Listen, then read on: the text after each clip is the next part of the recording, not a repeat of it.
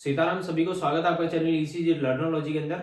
आज अपन बात करने वाले हैं एब्नॉर्मेलिटीज ऑफ द पी वेव। देखिए, इससे पहले अपन ने पढ़ लिया था नॉर्मल पी वेव क्या होती है, क्यूआरएस क्या होता है, टी वेव क्या होती है, इन सब की नॉर्मल चीजें अपन ने ध्यान दे ली थी, पढ़ ली थी आई मीन। अब अपन एब्नॉर्मेलिटीज पढ़ेंगे पी वेव के बारे में। तो पी वेव की एब्नॉर्मेलिटीज पढ़ने के लिए आपको पहले नॉर्मल चीजें पता होनी चाहिए कि पी वेव क्या होती है, कि वो एटल डिपोलराइजेशन से बनती है, उसकी नॉर्मल हाइट कितनी होती है, लेस देन 2.5 mm उसकी नॉर्मल एम्पलीट्यूड होता है, उसकी ड्यूरेशन कितनी होती है, लेस देन 1.0 इसका सेकेंड इसका नॉर्मल एम्पलीट्यूड होता है। तो आपको चीज ध्यान रखनी है कि उसकी नॉर्मल जो चीजें हैं वो कितनी है, तब ही आप एबनॉर्मल पता कर सकते हैं। ठीक है, आपको एबनॉर्मलिटीज पढ़ने के लिए सबसे पहले नॉर्मल चीजें पता होनी चाहिए। तो यहाँ पे देखिए, सबसे पहले यहाँ अपन एबनॉर्मलिटीज की बात करते हैं। तो एबनॉर्मलिटीज क्या क्या है, मतलब पीवी के अंदर एबनॉर्मलिटी हो क्या सकती है। तो आपको ये पता है कि ये पीवेव है, ठीक है, आपको यही पता है कि पीवेव, पर पीवेव में क्या क्या एबनॉर्मलिटी हो सकती है।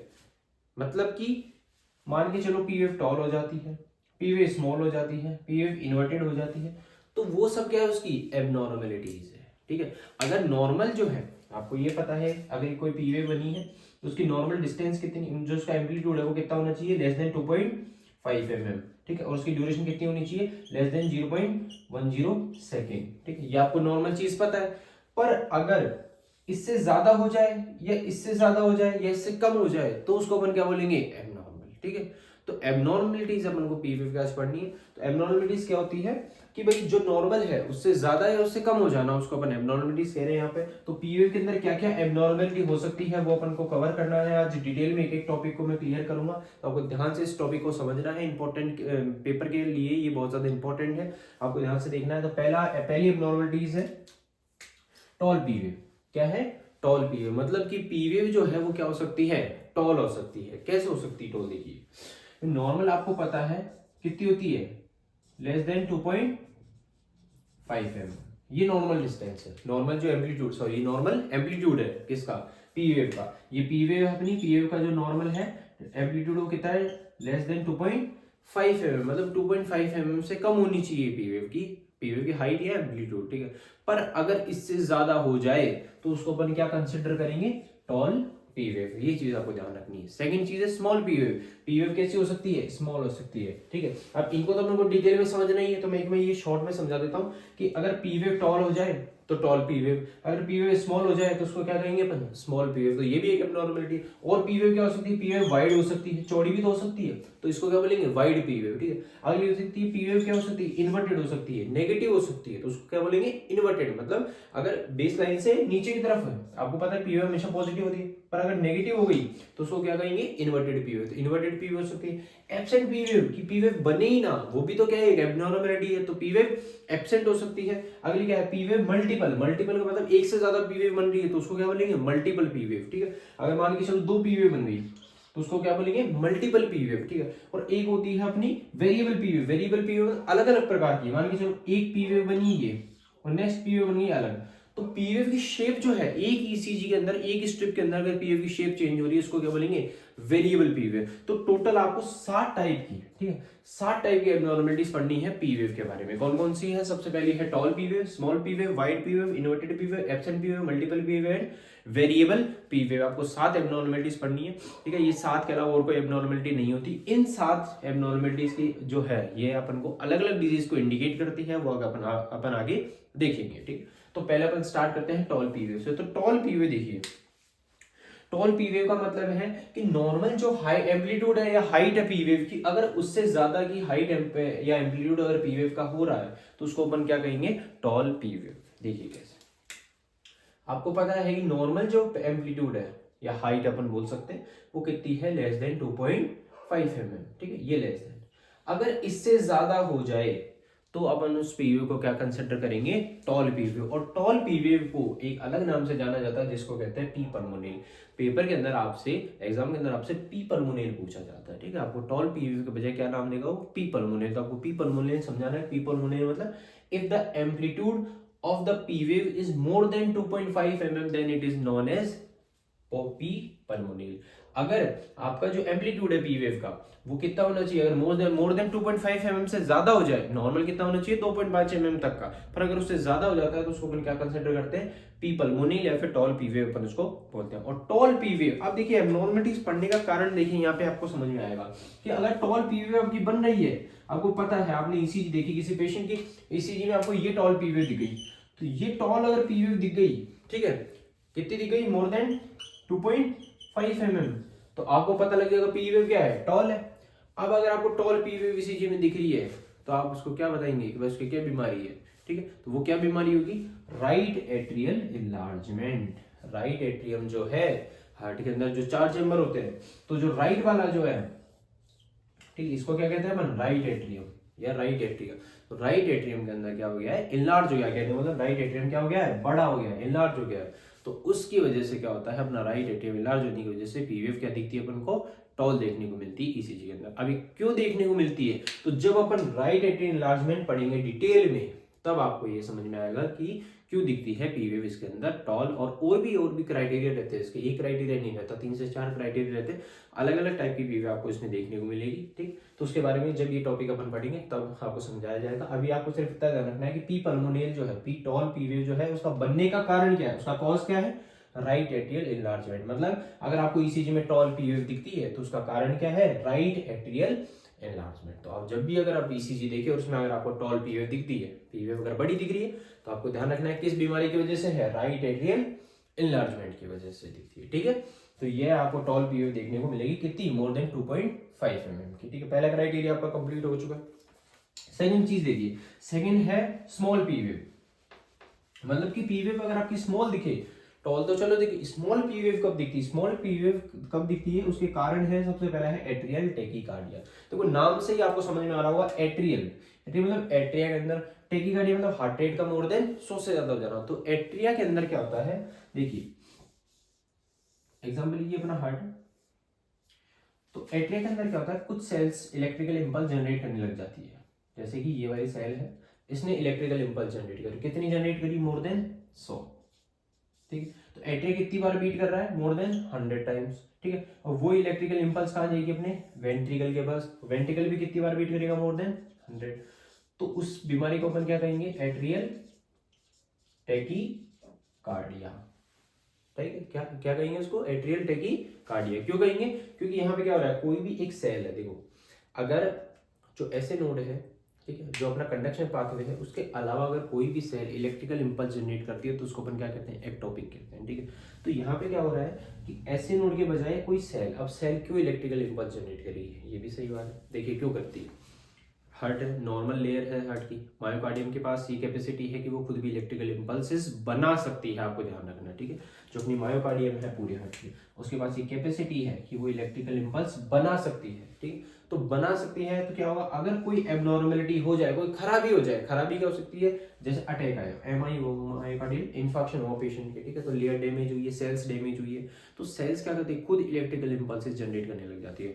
और अगर कोई भी सेल इलेक्ट्रिकल इंपल्सेस जनरेट करेगी तो उसको अपन क्या बोलेंगे, एक्टोपिक। क्या बोलेंगे, एक्टोपिक, ठीक है। अगर कोई भी सेल इलेक्ट्रिकल इंपल्स जनरेट करेगी नॉर्मल कंडक्शन पाथवे के अलावा, जैसे एस नोड ईवी नोड के अलावा अगर कोई भी सेल जो है इलेक्ट्रिकल इंपल्स जनरेट करेगी, उसको क्या कहेंगे, एक्टोपिक। तो अगर कोई भी एक्टोपिक इलेक्ट्रिसिटी बना रहा है और बनाने के बाद में क्या होगा, जैसे मान लो उसने 100 से ज्यादा बनाई तो क्या कर दिया उसने, टेकीकार्डिया, तो उसको अपन क्या बोलेंगे, एट्रियल टेकीकार्डिया। क्या बोलेंगे, एट्रियल टेकीकार्डिया। तो एट्रियल टेकीकार्डिया के अंदर क्या होगा भाई, एट्रिया जो है, जो 100 से ज्यादा बीट है तो एट्रिया जल्दी जल्दी बीट कर, तेज बीट करेगा, जल्दी बीट करेगा, तो क्या होगी, जो आपकी पीवेव है उसको बनने का टाइम कम मिलेगा, और जितना जल्दी, देखो जितना जल्दी कॉन्ट्रैक्शन होगा ईसीजी मशीन उसको जल्दी बनाएगी ईसीजी पे, और आपको छोटी सी पीवेव देखने को मिलेगी।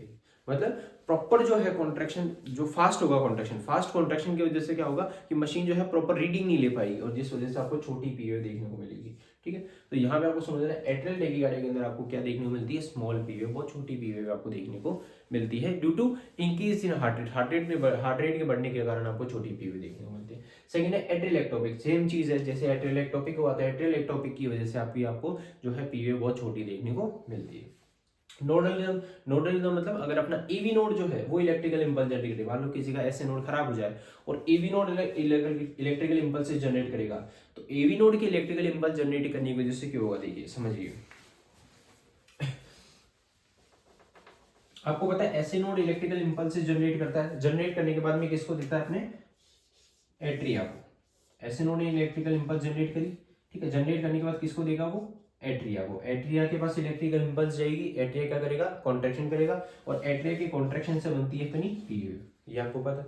पर अगर किसी का ऐसे नोड खराब हो जाए, ठीक है, और कौन जनरेट करेगा वो अपना EV node. EV node electrical impulse generate करेगा तो ईवी नोड तो नीचे की तरफ देता है, ऊपर की तरफ थोड़ी ना देता है इलेक्ट्रिकल इंपल्स, ठीक है। तो ईवी नोड तो क्या देगा लोअर चैम्बर्स को देगा, वेंट्रिकल्स को देगा। पर अब क्योंकि ऐसे नोड खराब है तो एट्रिया को भी तो कॉन्ट्रैक्शन करना जरूरी है भाई, एट्रिया कॉन्ट्रैक्शन करेगा तभी तो ब्लड जो है एट्रिया से वेंट्रिकल के अंदर जाएगा, तो एट्रिया को कॉन्ट्रैक्शन करना जरूरी है। तो उसके लिए क्या करेगा ईवी नोड थोड़ी सी इलेक्ट्रिकल इंपल्स कहां देता है ऊपर की तरफ देता है, ठीक है। और कुछ ऐसे नोड से भी आएगी जिस वजह से क्या होगा जो कम इलेक्ट्रिकल इंपल्सेस आने की वजह से बहुत स्लो कॉन्ट्रैक्शन होगा, बहुत धीरे कॉन्ट्रैक्शन होगा, जिस वजह से क्या होगा आपको बहुत छोटी सी स्मॉल पीवेव देखने को मिलेगी, ठीक है। मेनली इसमें आपको स्मॉल इन्वर्टेड पीवेव देखने को मिलती है। अभी वो इन्वर्टेड में आपको मैं समझाऊंगा कि कैसे देखने को मिलती है।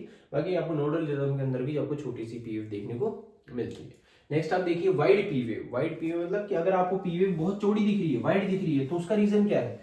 वाइड पीवेव का रीजन है कि इफ अगर आपकी पीवेव जो है वाइड दिख रही है, कब वाइड बोलेंगे जब मोर देन 0.10 सेकेंड से ज्यादा, मतलब आपकी जो पीवेव है उसकी नॉर्मल ड्यूरेशन कितनी होती है लेस देन 1.010 सेकेंड इसकी नॉर्मल ड्यूरेशन रहती है। पर अगर इससे ज्यादा हो जाए तो उसको अपन क्या बोलेंगे वाइड पीवेव बोलेंगे। तो आपको वाइड पीवेव समझना है कि वाइड पीवेव आपको ईसीजी में कब देखने को मिलेगी। तो वाइड पीवेव कब देखने को मिलेगी if the duration of the P wave is more than 1.0 second, sorry 0.10 second, then it is known as wide P wave. तो आप उसको वाइड पीवेव बोलेंगे, ठीक। कॉज क्या है इसका left atrial enlargement. Left atrial enlargement को शॉर्ट में कहते हैं अपन LAE, ठीक है। तो जो वाइड पीवेव है उसको अपन पी मिट्रल के नाम से भी जानते हैं, आपको ध्यान रखना है। पी मिट्रल भी आपसे पेपर में पूछ सकता है, ऐसा नहीं कि आपको सिर्फ वाइड पीवेव बोला जाएगा, बोला जाएगा पी मिट्रल क्या होता है या पी पल्मोनियल क्या होता है। तो पी पल्मोनियल मतलब टॉल पीवेव, मिट्रल पी मिट्रल मतलब कि वाइड पीवेव। तो वाइड पीवेव अगर आपको ईसीजी में देखने को मिलती है तो उसका रीजन क्या है, उसका कॉज है लेफ्ट एट्रियल इनलार्जमेंट। इफ देखो यहाँ पे आपको समझना है कि अगर आपका राइट एट्रियम इनलार्ज हो रहा है तो पी पल्मोनियल, अगर आपका लेफ्ट एट्रियल इनलार्जमेंट हो रहा है तो पी मिट्रल। ये चीज ध्यान रखनी है। मतलब कि अगर आपकी ईसीजी में पी वेव जो है वो वाइड आ रही है, इसका मतलब उसके किस में दिक्कत है लेफ्ट एट्रियल इनलार्जमेंट है। लेफ्ट एट्रिया जो है वो इनलार्ज हो गया, बड़ा हो गया। और अगर उसके जो है पी वेव जो है टॉल दिख रही है तो आपको समझना है कि पेशेंट की क्या पी पल्मोनियल है, कहने का मतलब उसके right atrial enlargement, right atrium जो है वो इनलार्ज है, ठीक है। तो आप कॉज से सॉरी ईसीजी से देख के पता कर सकते हैं कि पेशेंट की कौन सी बीमारी है। नेक्स्ट आप देखिए इन्वर्टेड पीवेव। इन्वर्टेड पीवेव मतलब अगर आपको ईसीजी में पीवेव उल्टी दिख रही है, नेगेटिव दिख रही है, तो नेगेटिव दिखने का कारण क्या है। देखिए नेगेटिव आपको देखने को मिल सकती है, उसका रीजन है, सबसे पहला रीजन है इनकरेक्ट लीड प्लेसमेंट। सबसे मेन रीजन ये है अगर आपने ईसीजी लीड्स गलत लगा दिए, देखो इनकरेक्ट लीड प्लेसमेंट मतलब आपने ईसीजी की जो लीड्स है वो गलत लगा दी है। जैसे समझिए ये राइट आर्म है, ये लेफ्ट आर्म है, ठीक है। यहाँ पे देखिए ये लीड फर्स्ट बन रही है राइट आर्म से और लेफ्ट आर्म से आपकी लीड फर्स्ट बन रही है, ठीक है। तो अगर आपने लेफ्ट आर्म की जगह राइट आर्म, तो राइट आर्म पे क्या होता है नेगेटिव चार्ज, लेफ्ट आर्म पे क्या होता है पॉजिटिव चार्ज, आपको पता है, ठीक है। इलेक्ट्रिकल इंपल्सेस किधर जाती है लेफ्ट एट्रियम, लेफ्ट आर्म की तरफ जाती है, पॉजिटिव चार्ज की तरफ जाती है। तो मैंने बताया था इलेक्ट्रिकल इंपल्सेस अगर पॉजिटिव की तरफ जाएगी ईसीजी में क्या आएगा पॉजिटिव। पर अगर आपने गलती से लेफ्ट आर्म इधर लगा दी, राइट आर्म उधर लगा दी, तो लेफ्ट आर्म हो गई इधर, ठीक है, और राइट आर्म हो गई इधर। लेफ्ट आर्म पे क्या होता है पॉजिटिव, राइट आर्म पे क्या होता है नेगेटिव। अब इलेक्ट्रिकल इंपल्स तो उसी की तरफ जाएगी, भाई हार्ट जिस साइड होगा उधर ही तो इलेक्ट्रिकल इंपल्स से जाएगी, ठीक है। तो अब दूर जा रही है, पॉजिटिव चार्ज से अगर इलेक्ट्रिकल इंपल्स से दूर जाती है तो क्या आता है नेगेटिव। तो आपको पीओ क्या देखने को मिलेगी नेगेटिव। अगर आप जो लीड्स है उनको प्लेस प्रॉपर नहीं लगाते या गलत लगा देते तो जिस वजह से आपको पीवेव जो है इन्वर्टेड देखने को मिलेगी। अगर आपको ईसीजी में इन्वर्टेड पीवेव देखने को मिल रही है तो उसका पहला कारण क्या है इनकरेक्ट लीड प्लेसमेंट, मतलब आपकी लीड प्लेसमेंट जो है वो गलत हो सकती है। पर ऐसा नहीं कि सब में पीवेव गलत होगी, ठीक है। जिस लीड के अंदर दिक्कत है भाई, जो लीड आपने रॉन्ग लगाई उस लीड के अंदर आपको इन्वर्टेड देखने को मिलेगी, बाकी के सबके अंदर नॉर्मल देखने को मिलेगी, ठीक है। नेक्स्ट होता है डेक्स्ट्रोकार्डिया। डेक्स्ट्रोकार्डिया में क्यों, जब आपको पता है डेक्स्ट्रोकार्डिया का मतलब क्या होता है अगर हार्ट जो है अपना राइट साइड में प्रेजेंट हो, ठीक है। नॉर्मली क्या होता है लेफ्ट साइड में प्रेजेंट होता है, बट अगर हार्ट राइट साइड में प्रेजेंट होता है तो उसको अपन क्या कहते हैं डेक्स्ट्रोकार्डिया। तो डेक्स्ट्रोकार्डिया वाली कंडीशन में क्यों, क्योंकि इलेक्ट्रिकल इंपल्सेस अब किधर जा रही है राइट साइड में, और लीड फर्स्ट अपन कहाँ लगाते हैं लेफ्ट साइड में, ठीक है। ये जो लेफ्ट आर्म है उसका पॉजिटिव कहाँ होता है इस पॉइंट पे। अब इलेक्ट्रिकल इंपल्स किधर जा रही है, राइट साइड में, इससे दूर जा रही है। तो मैंने बताया अगर पॉजिटिव चार्ज से इलेक्ट्रिकल इंपल्स से दूर जाती है तो पी वेव क्या आएगी, नेगेटिव, मतलब सब कुछ नेगेटिव आएगा, ठीक है। अब सेम चीज अगर मैं बोलूं कि यहाँ पे हर्ट होता है किसमें, लेफ्ट साइड में, तो अब जो चार्जेस है, जो इलेक्ट्रिकल इंपल्स है किधर जा रही है, पॉजिटिव चार्ज की तरफ, तो क्या आता, पॉजिटिव आता। पर यहाँ पे दूर जा रही है तो क्या आएगा, नेगेटिव आएगा। आपको ये चीज ध्यान रखनी है कि अगर किसी की डेस्ट्रोकार्डिया रहता है तो उस कंडीशन में भी पी वेव आपको जो है क्या देखने को मिलती है, नेगेटिव देखने को मिलती है, पर सब में नहीं मिलती, ठीक है। आपको ये चीज ध्यान रखनी है, सब में नहीं मिलती। जब आप ये पर्टिकुलर डिजीज पढ़ेंगे, ठीक है, पर्टिकुलर ये के टॉपिक को मैं समझाऊंगा तब आपको बताया जाएगा भाई इस लीड के अंदर ही देखने को मिलेगा, ठीक है। पर आपको ध्यान रखना है, अगर आपको एब्नॉर्मलिटी पूछी जाए तो आपको इतना ही कंटेंट बताना है कि अगर आपकी जो है पी वेव इन्वर्टेड दिख रही है तो उसका कारण क्या है, पहला कारण क्या है, इनकरेक्ट रिप्लेसमेंट, दूसरा कारण क्या है, डेस्ट्रोकार्डिया, तीसरा कारण है nodal rhythm with retrograde conduction, ठीक है। थर्ड चीज क्या है, नोडल रिदम। जैसे मैंने भी बताया नोडल रिदम क्या होती है, नोडल रिदम मतलब कि इफ अगर आपका एवी नोड जो है वो काम करे, एवी जंक्शन जो है ये एवी नोड इलेक्ट्रिकल इंपल्सेस बनाएगा, बनाने के बाद में मेनली कहां देता है, ये जो है लोअर पार्ट्स को, जो वेंट्रिकल है उसके पास इलेक्ट्रिकल इंपल्सेस देता है, ठीक है। पर क्योंकि एट्रिया जो है उसको इलेक्ट्रिकल इंपल्सेस नहीं मिल रही तो क्या होगा, एवी नोड अपनी कुछ इंपल्सेस क्या देगा, ऊपर की तरफ देगा। अब आपको पता है कि इलेक्ट्रिकल इंपल्सेस कैसे जाती है, ऊपर से नीचे की तरफ जा रही है, पर यहाँ पे क्या हो रहा है, एवी नोड इसको ऊपर की तरफ दे रहा है, देना का चाहिए नीचे की तरफ, पर आधी कहाँ दे रहा है, ऊपर की तरफ। तो ऊपर की तरफ उल्टी तरफ दे रहा है, इसलिए क्या बोलते हैं, रेट्रोग्रेड कंडक्शन, क्या बोलेंगे, रेट्रोग्रेड कंडक्शन। अगर इसको सीधा देता, नीचे की तरफ देता तो एंटेरोग्रेड कंडक्शन। पर यहाँ पे क्या हो रहा है, इलेक्ट्रिकल इंपल्स एवी नोड से नीचे जानी चाहिए पर कहाँ जा रही है, कुछ ऊपर की तरफ, तो उसको क्या कहेंगे, रेट्रोग्रेड कंडक्शन। मतलब कि अगर नोडल रिदम के साथ में, मतलब AV node electrical impulse generate करे, पर जनरेट करने के बाद अलावा वो ऊपर की तरफ दे, जनरेट करने के साथ साथ वो किधर दे, ऊपर की तरफ इलेक्ट्रिकल इंपल्स दे, तो nodal rhythm with retrograde conduction का मतलब है एवी नोड इलेक्ट्रिकल इंपल्सेस बना रहा है, ठीक है, अच्छी बात है। पर बनाने के बाद में वो कहां दे रहा है, नीचे तो दे रहा है, वेंट्रिकल को तो दे रहा है, पर कुछ इंपल्सेस कहां दे रहा है, एट्रिया के अंदर दे रहा है, ऊपर की तरफ दे रहा है। तो ऊपर की तरफ दे रहा है तो ये तो पाथ भी उल्टा कर दिया इसने, ठीक है, तो इसको क्या बोलेंगे, रेट्रोग्रेड कंडक्शन।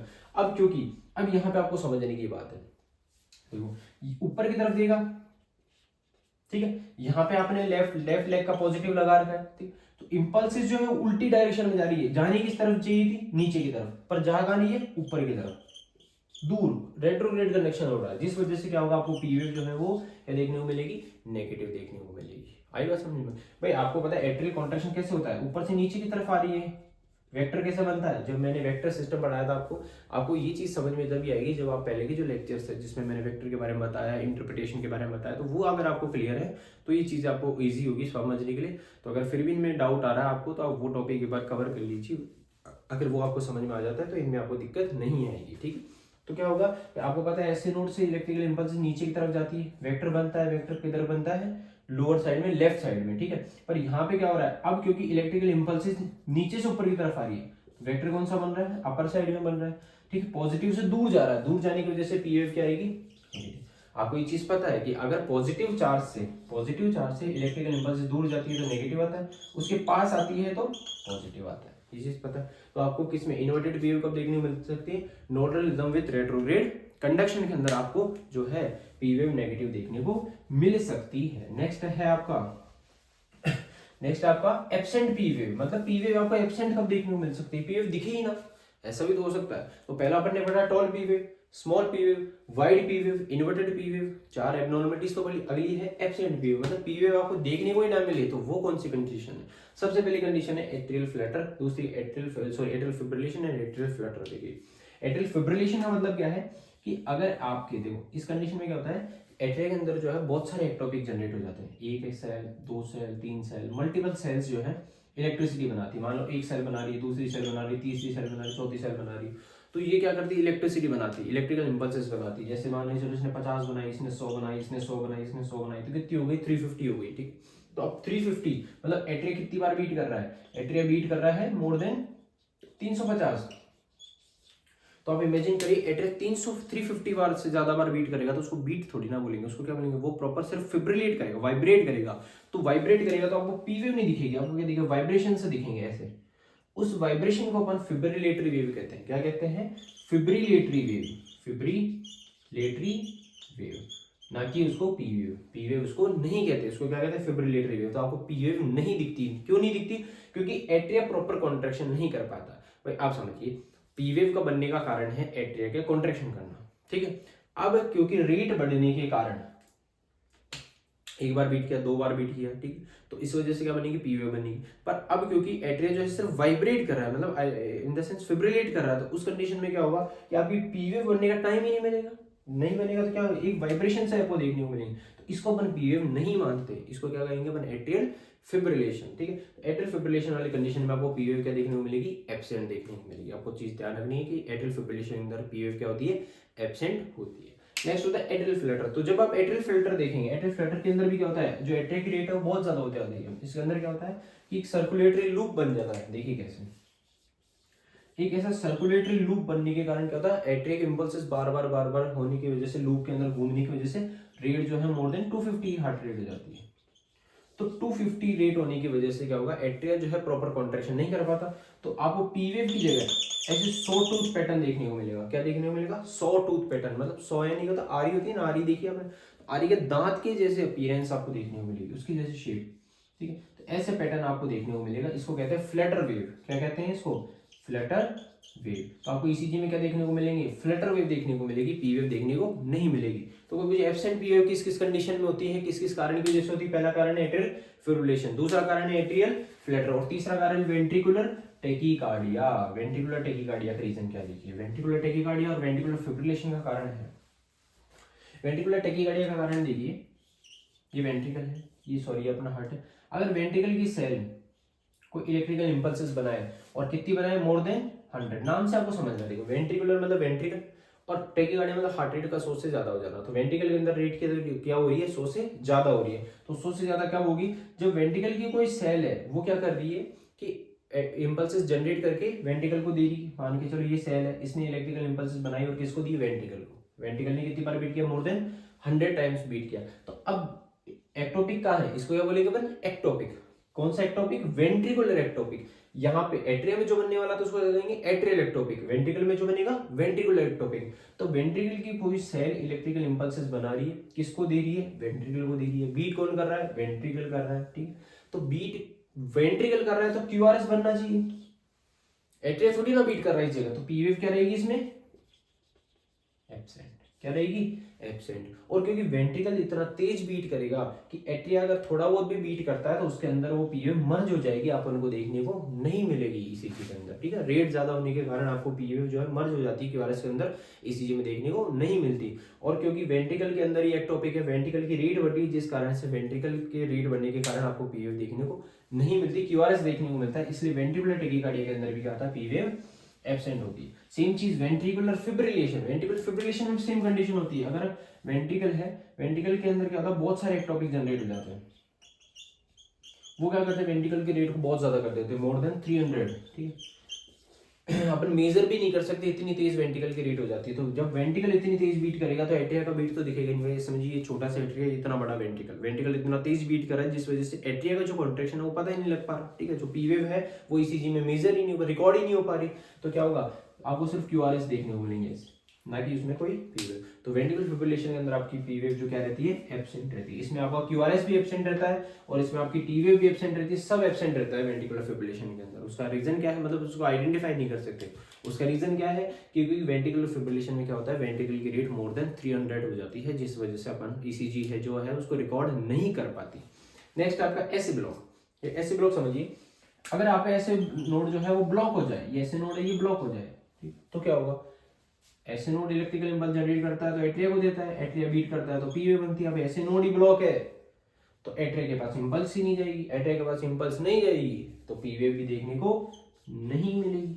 सही बात है। तो पी वेव क्या होती है, एब्सेंट होती है, किसके अंदर, ऐसे ब्लॉक है। नेक्स्ट आप देखिए ventricular ectopic. Same ventricular ectopic की बात अभी जो हुई थी कि वेंट्रिकुलर एक्टोपिक क्या है, कोई सेल वेंट्रिकल की अगर वो इलेक्ट्रिकल इंपल्सेस बनाएगी, ठीक है, तो वेंट्रिकल एक्टोपिक देखो यहाँ समझिए, आपको नॉर्मल तरीके से समझा, ऐसे नोड है, ऐसे नोड ने इलेक्ट्रिकल इंपल्सेस दी किसको, एट्रिया को, क्या बनी, पी। वो इलेक्ट्रिकल इंपल्सेस वेंट्रिकल के पास गई, वेंट्रिकल ने क्या किया, कॉन्ट्रैक्शन, क्या बना, क्यूआरएस, और वेंट्रिकल ने रिलैक्स किया, क्या बनी, टी। यहाँ तक आए समझ में। अब वेंट्रिकल की कोई एक सेल है, उसने इलेक्ट्रिकल इंपल्सेस जनरेट करके किसको दी, वेंट्रिकल को दी। अब वेंट्रिकल ने क्या किया, कॉन्ट्रैक्शन किया। अब यहाँ पे किया कॉन्ट्रैक्शन किसने किया, वेंट्रिकल ने, तो बनेगा क्या, क्यूआरएस।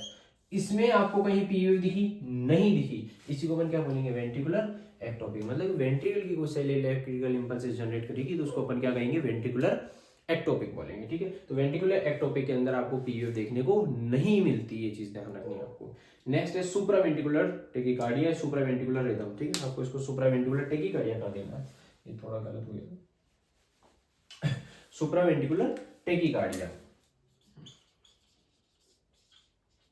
सुप्रावेंट्रिकुलर टेकिकार्डिया क्या होता है, अगर वेंट्रिकल जो है उसकी रेट मोर देन कितनी हो जाए, 150 बीट पर मिनट। ठीक है, आपको इसको ध्यान से समझना है।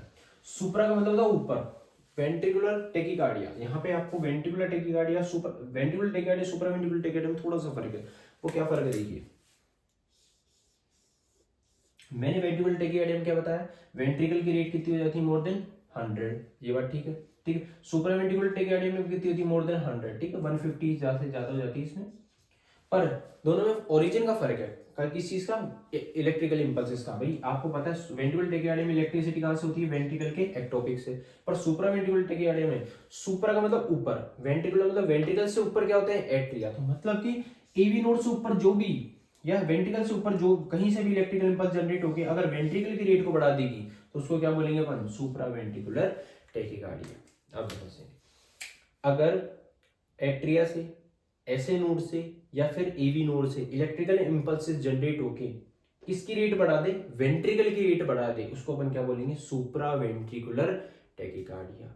वापस देखिए, अगर वेंट्रिकल से ऊपर इलेक्ट्रिकल इंपल्सेस जनरेट हो रही है, मतलब वेंट्रिकल से ऊपर, यहां से ऊपर अगर कोई भी इलेक्ट्रिकल इंपल्सेस जनरेट करके अगर वेंट्रिकल को देगा और वेंट्रिकल की रेट बढ़ेगी तो उसको क्या कहेंगे, सुप्रावेंट्रिकुलर टेकिकार्डिया कहेंगे। अब सुप्रावेंट्रिकुलर टेकिकार्डिया अगर होगा तो उसकी वजह से पीओ एब्सेंट कैसे होगी, क्योंकि वेंट्रिकल जो है तेज बीट करेगा, जल्दी जल्दी बीट करेगा, फास्ट बीट करेगा, तो फास्ट बीट करने के कारण क्या होगा, आपके जो है क्यूआरएस देखने को मिलेगा आपको, क्यूआरएस एंड टी वेव। आपको पी वेव देखने को नहीं मिलेगी क्योंकि वेंट्रिकल की रेट बहुत ज्यादा होगी, तेज बीट करेगा। भाई वेंट्रिकल इतना तेज बीट कर रहा है, उसके बीच में एट्रिया अगर बीट करेगा तो दिखेगा ही नहीं, मर्ज हो जाएगी। जो पी वेव है आपकी वो इसमें मर्ज हो जाएगी, हिडन हो जाएगी, छुप जाएगी, तो आपको पी वेव देखने को नहीं मिलेगी। तो पी वेव इसमें क्या होती है, एब्सेंट अपन बोल सकते हैं, हिडन अपन बोल सकते हैं। ठीक है, तो मेनली देखने को नहीं मिलती, इसलिए अपन इसको एब्सेंट में ही काउंट करते हैं। नेक्स्ट था हाइपरकेलेमिया। हाइपरकेलेमिया का मतलब हाइपर यानी ज्यादा, केलेमिया यानी पोटेशियम। अगर पोटेशियम की मात्रा ज्यादा हो जाती है अपने बॉडी के अंदर तो जिस वजह से भी आपको क्या है, पी वेव एब्सेंट देखने को मिलती है, क्योंकि पोटेशियम ज्यादा होगा, पोटेशियम क्या कराता है, रिलैक्सेशन करेगा। अब अगर रिलैक्सेशन ज्यादा होगा तो जिस वजह से आपको पी वेव एब्सेंट देखने को मिलेगी। उसका रीजन ये है, देखो सब हाइपरकेलेमिया में नहीं होता, अगर बॉडी में बहुत ज्यादा पोटेशियम हो जाए, जो है नॉर्मल पोटेशियम का अमाउंट जो रहता है वो 3.5 टू 5.5 मिली इक्विवेलेंट होता है, पर अगर बहुत ज्यादा लेवल हो जाता है इसका हाइपर पोटेशियम का तो जिस वजह से देखने को मिलती है। बाकी ऐसे बहुत रेयर केसेस के अंदर होता है, ऐसे मेनली सारे केसेस के अंदर देखने को मतलब नहीं होता पी वेव। बाकी बहुत रेयर केसेस के अंदर आपको पी वेव देखने को नहीं मिलती, बहुत ज्यादा अमाउंट हो जाता है तब देखने को नहीं मिलती। ठीक है, नेक्स्ट होता है मल्टीपल पी वेव। अगर पी वेव बार बार आपको मल्टीपल दिख रही है, बहुत ज्यादा पी वेव दिख रही है, 2 P wave, 3 P wave, 4 P wave एक साथ दिख रही है, तो उसको क्या कहेंगे, मल्टीपल पी वेव। वो कब देखने को मिलती है, एवी ब्लॉक के अंदर। एवी ब्लॉक के अंदर क्यों देखने को मिलती है, देखिए आप देखिए, अगर किसी के पेशेंट के, यहां को ध्यान समझना है, एवी नोड के अंदर ब्लॉक है। अब यहां पे आपको ध्यान समझना है, ऐसे नोड ने इलेक्ट्रिकल इंपल्स जनरेट करी, पहली बीट जनरेट करी। अपन पहली बीट से बात करते हैं। ऐसे नोड ने एक बीट दी, एट्रिया को दी, क्या बनी, पी वेव। वेंट्रिकल के पास गई, क्या बना, क्यूआरएस और टी। यहां तक कोई दिक्कत। नेक्स्ट देखिए कि अब ऐसे नोड ने वापस एक और बीट दी, ये दूसरी बीट है। ठीक है, वेंट्रिकल ने दूसरी बीट दी, किसको दी, एट्रिया को। एट्रिया को दी तो क्या बनी, पी वेव। अब वो बीट गई एवी नोड के पास, एवी नोड ने उसको क्या कर दिया, ब्लॉक, नीचे जाने नहीं दिया। वेंट्रिकल के पास अगर नहीं जाएगी तो क्या आएगा, कोई क्यूआरएस कॉम्प्लेक्स नहीं बनेगा। भाई क्यूआरएस कब बनता है, जब वेंट्रिकल कॉन्ट्रैक्शन करता है, तो वेंट्रिकल तो डिपोलराइज हो ही नहीं रहा, कॉन्ट्रैक्शन कर ही नहीं रहा, तो कोई भी चेंजेस देखने को नहीं मिलेगा, सिर्फ बेस लाइन आएगी। अब वेंट्रिकल, एट्रिया ने वापस एक और बीट दी, ऐसे उन्होंने एक और बीट दी, थर्ड बीट नंबर की बीट, ये गई एट्रिया के अंदर, क्या बनी, पी वेव। इन्होंने फिर ब्लॉक कर दी। ठीक है, मान के चलो इन्होंने ब्लॉक कर दी, वेंट्रिकल के पास नहीं गई तो वापस क्या गई, फ्लैट लाइन। अब एक इसी जगह अंदर आपको देखो, यहाँ पे तो चलो ठीक है, यहाँ पे देखो एक दो पी वेव आपको एक साथ दिख गई, मल्टीपल पी वेव हो गई ना, तो उसको अपन क्या बोलेंगे, मल्टीपल पी वेव, ठीक है। तो मल्टीपल पी वेव किस कारण से देखने को मिलती है आपको, एवी ब्लॉक। जब आप एवी ब्लॉक के बारे में पढ़ेंगे, एवी नोड अगर ब्लॉक हो जाता है, जिस वाली कंडीशन के अंदर आपको पी वेव जो है मल्टीपल देखने को मिलती है, एक से ज्यादा लगातार देखने को मिलती है, इसको अपन मल्टीपल पी वेव कहते हैं। तो यहाँ पे आपको ये चीज का ध्यान रखना, अगर आपसे कोई पूछता है कि मल्टीपल पी वेव का कॉज क्या है, तो आपको ध्यान रखना है, क्या बताना है, एवी ब्लॉक। नेक्स्ट आपका लास्ट जो है वो है वेरिएबल पी वेव, मतलब पी वेव है अलग अलग अलग बन रही है, तो उसका कारण क्या है, तो उसका कारण आपको देखना है। अगर देखिए यहाँ पे आपको ध्यान समझना है, कोई एक एक्टोपिक है, कोई दूसरा एक्टोपिक है और कोई तीसरा एक्टोपिक है। मैं 3 एक्टोपिक का नाम लेता हूँ, ये ए है, ये बी है एंड ये सी है। 3 एक्टोपिक इलेक्ट्रिकल इंपल्सेस जनरेट कर रहे हैं। मान के चलो ये एक्टोपिक जो ए है, ठीक है, वो करता है 100 की बीट से, बी जो है वो करता है 60 की बीट से, और सी जो है वो करता है 50 की बीट से, ठीक है। या फिर मैं इसको 20 कर देता हूँ, 20 की बीट, ठीक है।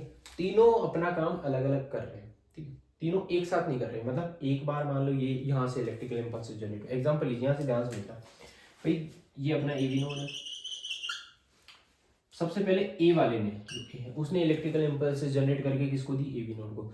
अब एक क्या कर रहा है, 100 रेट से कर रहा है, तेजी से कर रहा है, तो पी वेव आपको बहुत छोटी देखने को मिलेगी। यहाँ पे आपको बी जो है बहुत 60 की स्पीड से कर रहा है, तो थोड़ा बड़ी पी वेव देखने को मिलेगी। सी जो बहुत स्लोली कर रहा है, तो ये आपको थोड़ी अलग है। मतलब पी वेव की जो शेप है वो तीनों में अलग दिखेगी। क्यों? क्योंकि तीनों की जो एक्टोपिक है, अब ऐसा तो नहीं कि 3 आदमी खड़े हैं, तीनों का जो है काम जो है सिमिलर हुआ, ऐसा तो हो नहीं सकता। मान के चलो कोई छोटा है, कोई बड़ा है, कोई अलग है, तो तीनों का जो काम करने का तरीका है, तीनों को जो फंक्शन है वो अलग अलग होगा। सेम चीज यहाँ पे, अगर 3 सेल इलेक्ट्रिकल इंपल्सेस बना रही है और तीनों सेल अगर अलग अलग बना रही है, एक बार ये, एक बार ये, एक बार ये, तो तीनों की जो पी वेव है वह तीनों अलग अलग बार कॉन्ट्रैक्शन करेंगे। अब ऐसा तो नहीं तीनों एक जगह पे ही है, मान लो एक एक्टोपिक लेफ्ट में है, एक राइट में है और एक मिड में है, तो तीनों अलग अलग जगह पे कॉन्ट्रैक्शन करा रहे हैं। ये वाला एक्टोपिक इस एरिया को कराएगा, ये वाला एक्टोपिक इस एरिया को कराएगा, ये वाला एक्टोपिक इस एरिया को कराएगा। तो तीनों जो एक्टोपिक है वो अलग अलग काम करेंगी, ठीक है। यहाँ पे आपको ध्यान समझना है, अगर एक साथ काम करती तो तीनों की रेट मिक्स हो जाती, मतलब 100 प्लस 60 प्लस 20 कितनी हो गई, 180 हो जाती। पर यहाँ पे और कभी ए कर रहा है, कभी बी बना रही है इंपल्स, कभी सी बना रही है, तो क्या होगा, अब पी वेव जो है हर बार अलग अलग देखने को मिलेगी। तो हर पी वेव जो है अगर आपको मल्टीपल देखने को मिलती है, अलग अलग देखने को मिलती है, सॉरी मल्टीपल नहीं, अलग अलग देखने, वेरिएबल देखने को मिलती है, मतलब एक, जैसे आप एक ईसीजी देखिए, अब यहाँ पे ये पी वेव है, ये पी वेव, इसमें ये टॉल थोड़ी सी है और इसमें बहुत स्मॉल सी है, तो अलग अलग आ गई ना पी वेव, तो इसको क्या बोलेंगे, वेरिएबल पी वेव। मतलब कि एक ईसीजी के अंदर अगर आपको अलग अलग टाइप की पी वेव देखने को मिलती है, उसको क्या बोलते हैं, वेरिएबल पी वेव। और वेरिएबल पी वेव कब देखने को मिलती है, एक तो मिलती है वांडरिंग एट्रियल पेसमेकर और एक मिलती है मल्टीफोकल एट्रियल टैकीकार्डिया। देखो दोनों में सेम चीज है, दोनों का जो है, दोनों डिजीज एक जैसी है, बस दोनों में फर्क क्या है, मल्टीफोकल एट्रियल टैकीकार्डिया और वार्निंग एट्रियल पेसमेकर में सिर्फ एक सिंगल चीज का फर्क है, वो है हार्ट रेट। अगर आपकी हार्ट रेट जो है वो लेस देन 100 है, तो उसको क्या बोलेंगे, वांडरिंग एट्रियल पेसमेकर। और अगर हार्ट रेट 100 से ज्यादा है तो उसको क्या बोलेंगे, multifocal atrial tachycardia. Multifocal atrial tachycardia क्यों, कि भाई अगर जो आपकी जो है एट्रिया के अंदर बहुत सारे फोकाई है, 3 फोकाई है, इनको क्या बोलेंगे, फोकाई। तो 3 फोकाई है, मान के चलो 3 4 5 6 कितने भी हो सकते हैं, मल्टीफोकल है, बहुत सारे हो सकते हैं। तो एवरेज अपन 3 मान के चल रहे हैं कि 3 अगर फोकाई है वो अलग अलग टाइम पे इंपल्सेस बना रहे हैं, कभी ए, कभी बी, कभी सी। तो तीनों ऐसा तो नहीं एक जैसी बीट बनाएंगे, तीनों अलग अलग बीट बनाएंगे, कोई ज्यादा फ्रीक्वेंसी की, कोई कम फ्रीक्वेंसी की, कोई ज्यादा इंपल्स देके बनाए, कोई कम इंपल्स देके बनाए। तो पी वेव जो है भाई, कॉन्ट्रैक्शन जो है, मान के चलो एक समझिए, एट्रिया को जो है नॉर्मल बीट के लिए 100 फ्रीक्वेंसी चाहिए, ठीक है, प्रॉपर कॉन्ट्रैक्शन के लिए। अब कोई 100 वाला देगा तो नॉर्मल बीट, नॉर्मल पीवे बनेगी।